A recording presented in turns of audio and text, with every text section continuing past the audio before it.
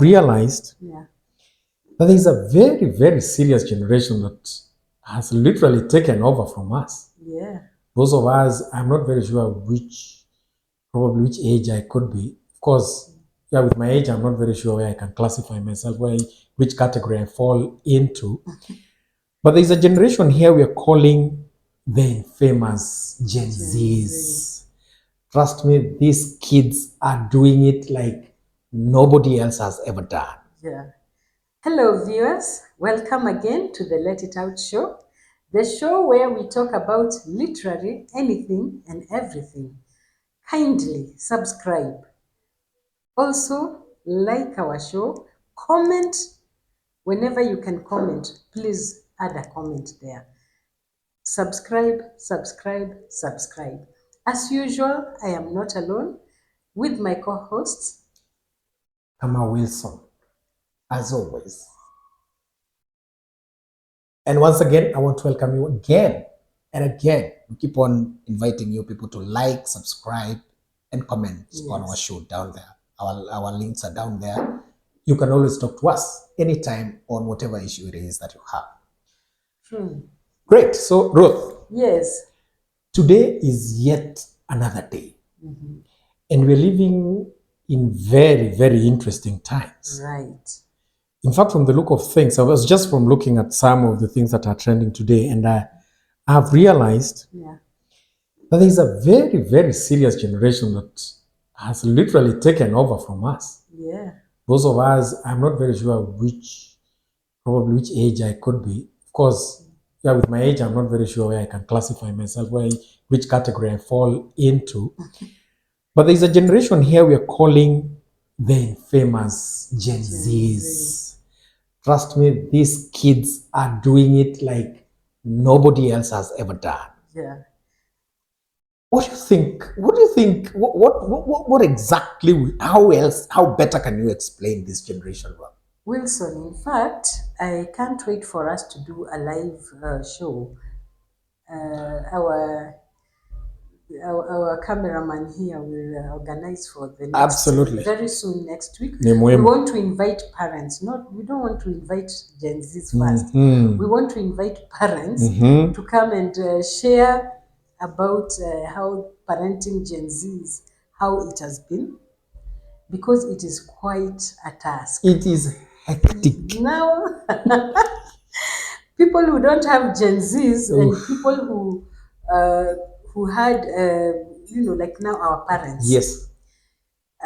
They have this, I don't know if you've noticed, but they have this way of showing us like we are really spoiling these kids, or we have not been doing the best because probably we are not as tough on them as they were on us, you know. So now that it has gone all over the country, it is everywhere in the media, they are seeing for themselves that really these are the kids that these people have at home.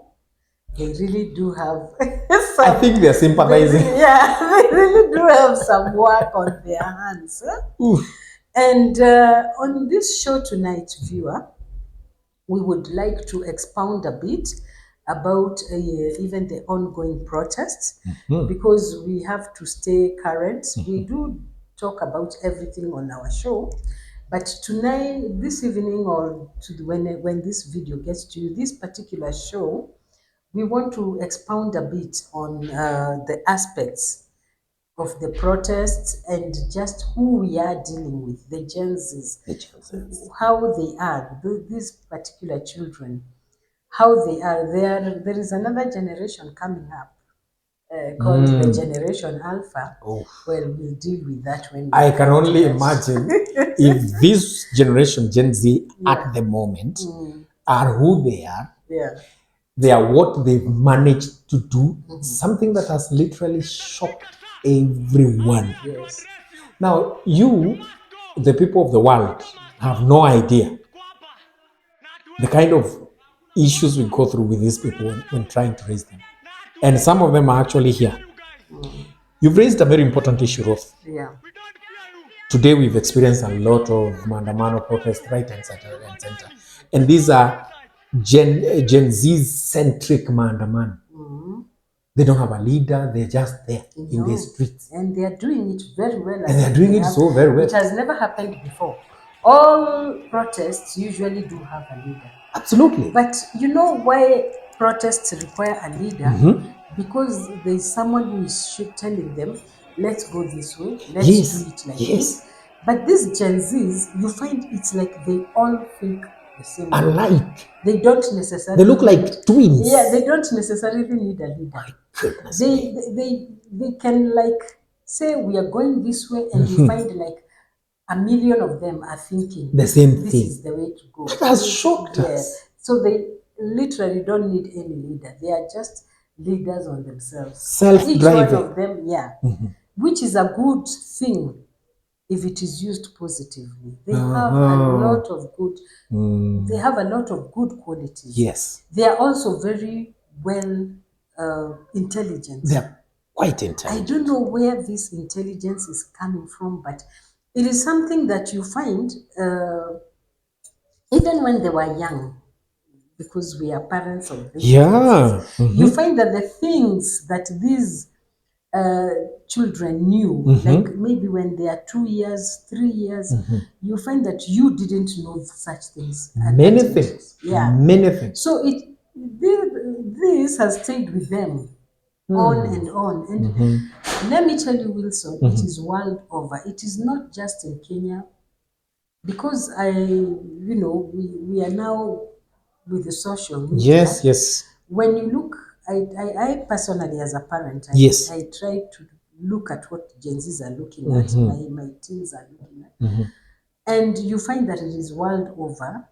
They resonate, they reason together with a child in Africa is talking, communicating with a child.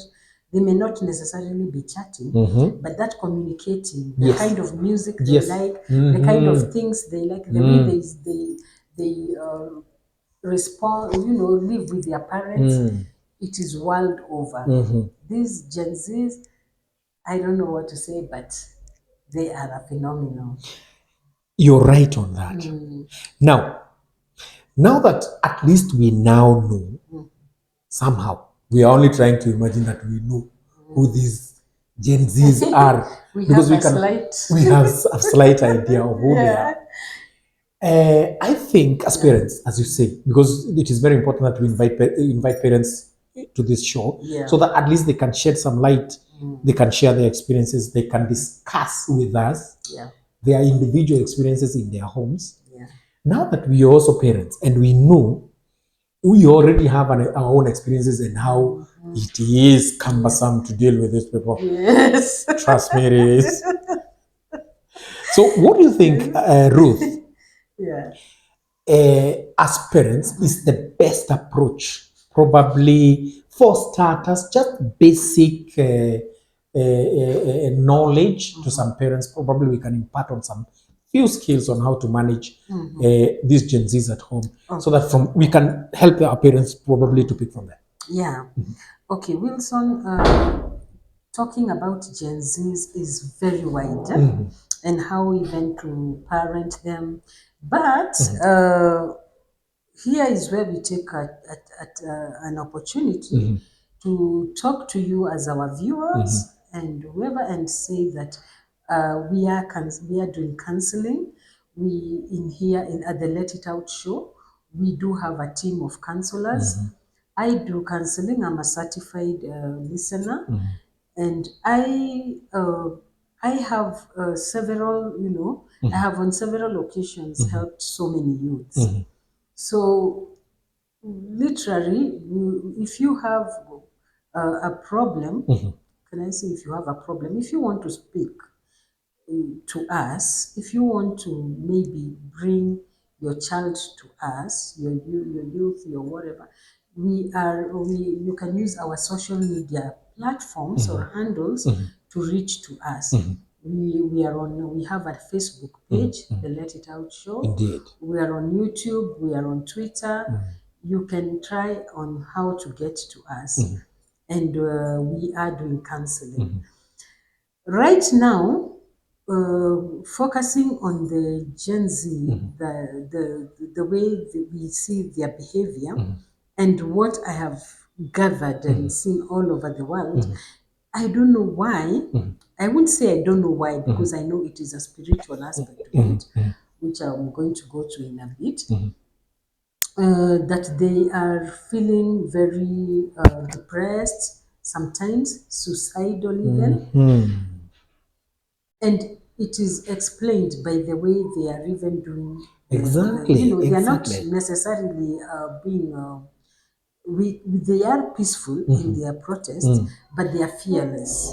They are very Yeah, they have no courageous. fear. They don't Yeah, have fear. they are, yeah. Fear is a word that is not found in their dictionary. And that explains to you how their minds are working.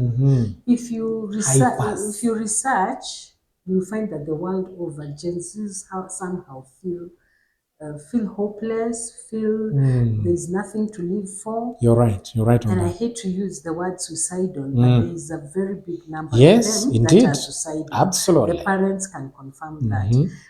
I don't want to talk to be like I'm the only one talking, but Wilson and parents, we are here to talk about this particular protest Very going important. on. Very, very important. Here in Kenya, by the way, there are also protests going on in the world absolutely. about In other places. Palestine and Israel and the Palestine, occupation. Russia and Ukraine and those places. Yeah, but today we just want to focus on this one of Local Kenya. Kenya.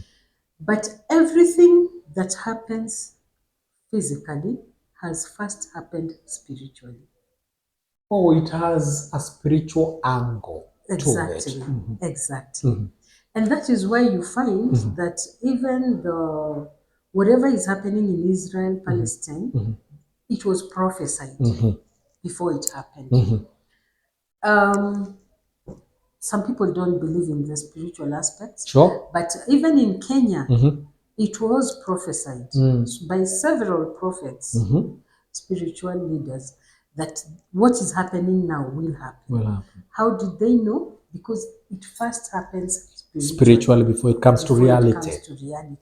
Now, as a Gen Z parent, it is high time that you know where you stand. There are many parents who are atheists, who for some reason they may not be atheists. They don't believe in the follow existence of God. other gods and or whatever it is, they are antichrist. But it will be a good thing to come to Christ. But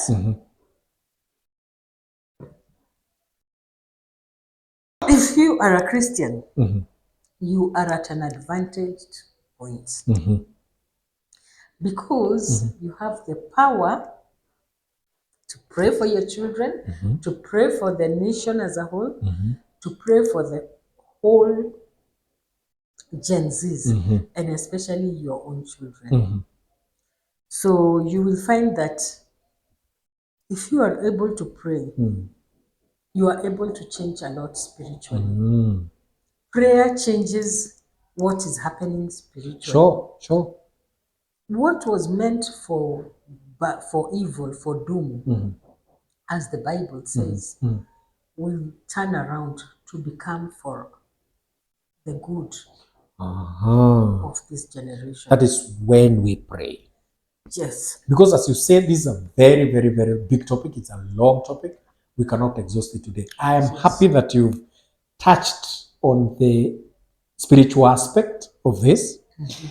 And I think this is a very, very, very heated discussion.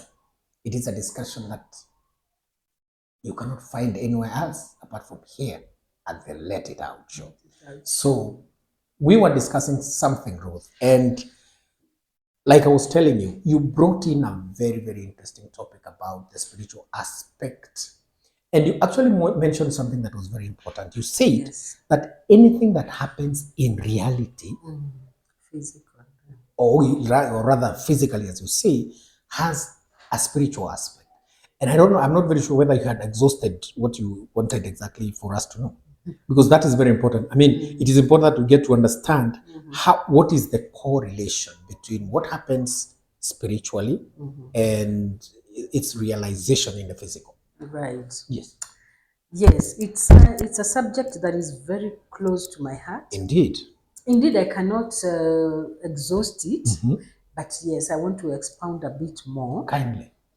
Because the thing that has saddened me most, even in these demonstrations, I have found that these Gen Zs and the generation that we're having now, unfortunately, even a few of their parents, they are they are like they don't believe in God.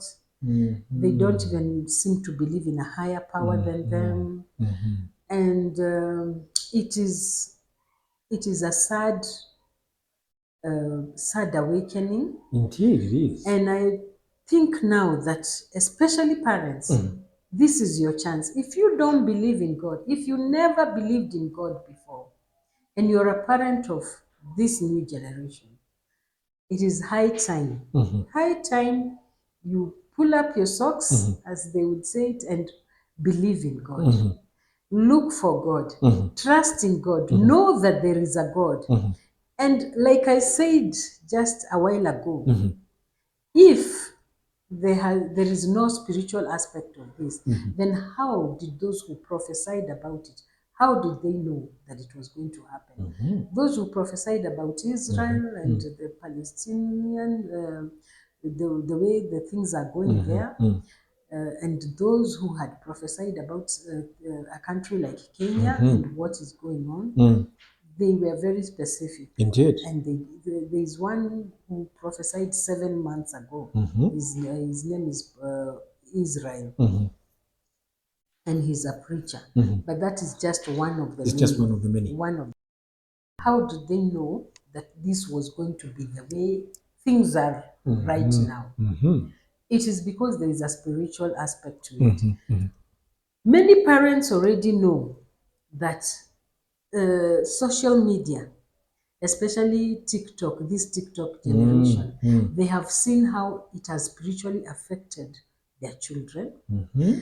They have seen many things going on, strange things, even deaths that have been, when they are closely looked and researched, Monitoring. they are found to be spiritual. Something happened. I don't want to, I don't want to Go into details, exactly. Into details. Some will say, no, it is just a coincidence. Could be a coincidence. Others, they said it is a lot about devil worshipping and all that going on right in the social media. And I must say that the devil has really used the social media, but even God has used the social media to reach out to his own. So this social media, you will find that children are so much into phones, into the internet. Actually, You can see, like, for example, to just put it into context, as we remember, we are talking about the Gen Zs that are participating specifically in the current, political unrest in the country. You've seen what is happening. But interestingly, Ruth, as you say, and actually I wanted to support you in this. What I have seen, they are saying that the only weapons they are carrying to those manos are their phones. Exactly. So you fail to understand what exactly is it in these phones. And I also have mine here. But I don't seem to be so much into it. More like they are doing to a point that they're even using it as a weapon or a way to express themselves. Please. It is a weapon in the fact that it makes them think the same way. Like I told you in the beginning of this show, that these people don't even need a physical leader who is telling them, let's go this way. Because they have been trained by the social media to think in a certain way. They are very bright. Yes, they are very bright, and they know how to pick quickly and to follow quickly into They call it pop. Yes, into exactly into what it is that they want. They know what they want. And now the sad fact is that I don't know whether they know how spiritually powerful what they are doing is. How lost they are, I don't know if they know it.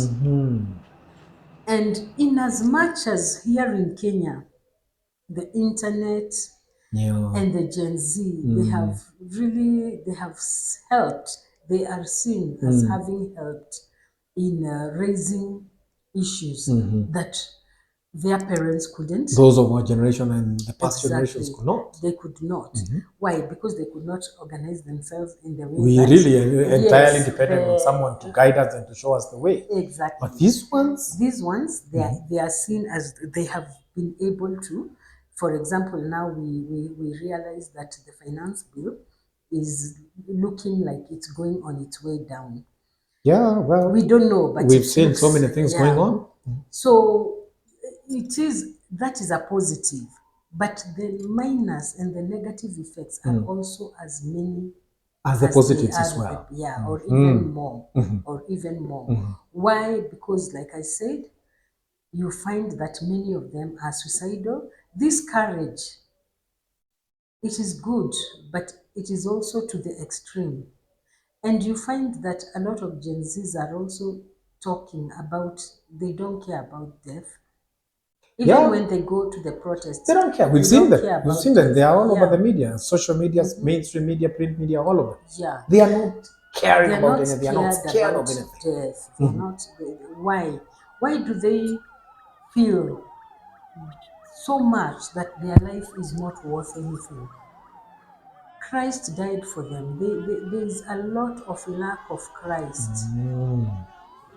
Because when you are having Christ at the center of your life, you know that God has created you with a purpose, and you set out to search for your purpose. So you do not feel like your life is worthless. But I don't know what the internet has done to these youngsters, to the point where I feel like the devil literally has them on his fingertips. He just does this and squeezes the one he wants, and they lose their life. And there's nothing as bad as you doing it to yourself. There's an enemy. Yes. Can do so much to you, but when it is you being your own enemy, it's you horrible. are almost irredeemable. It's horrible.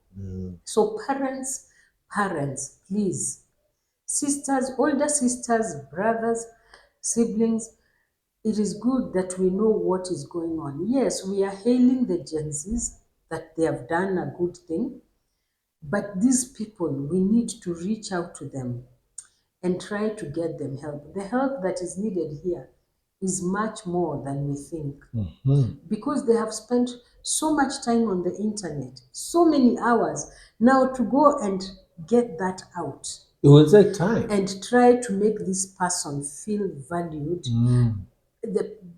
to value themselves also, is going to take a lot of work. Mind you, they are dealing with people. If you think about it, these are children in the third world, so to speak. Indeed.